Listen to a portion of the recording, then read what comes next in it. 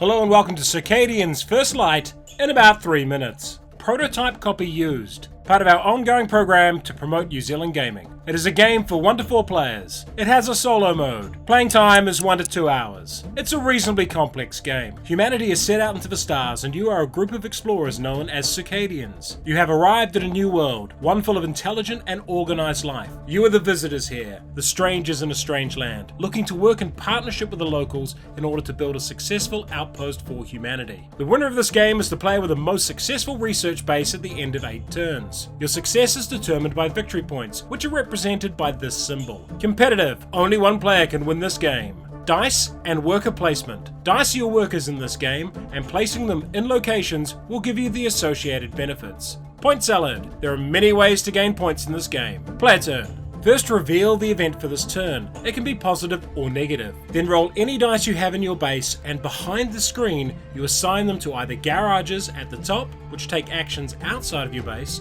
or to the farm section to take internal actions. Reveal your selections when all players have placed. External actions will cost you algae, as shown here, although the first external action is free. External actions include trading at the market, where you can swap the resources as many times as the dice value shown. The foundry, where you can buy upgrades for your garage by paying the cost shown.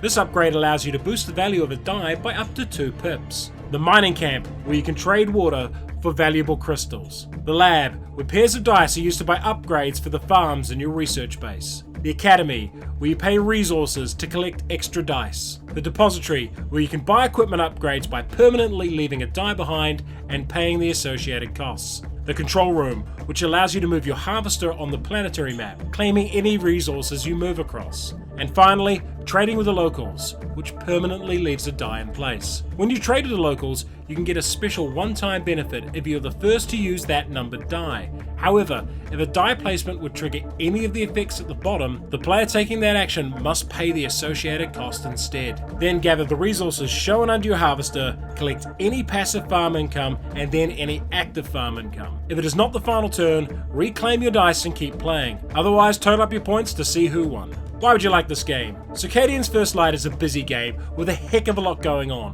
but once you understand how all the locations work and their interactions, there is a lot of depth here. The 8 different leaders all give significant and distinct advantages, which allows you to take different approaches to victory. And there are a lot of different items in game, which can be used in different ways. Some give discounts when taking actions, in-game advantages, victory points for certain conditions, or just a lot of points. This all combines to make a game where you can take dramatically different approaches to your opponents and still be successful. The best thing about this game is while the values rolled on the dice do matter, there are so many mechanisms to manipulate them and so many locations to choose from that you are rarely cursing your rolls. However, the game starts with a draft of equipment cards, and skillfully matching those cards to your leader and deciding an early strategy can be hugely important.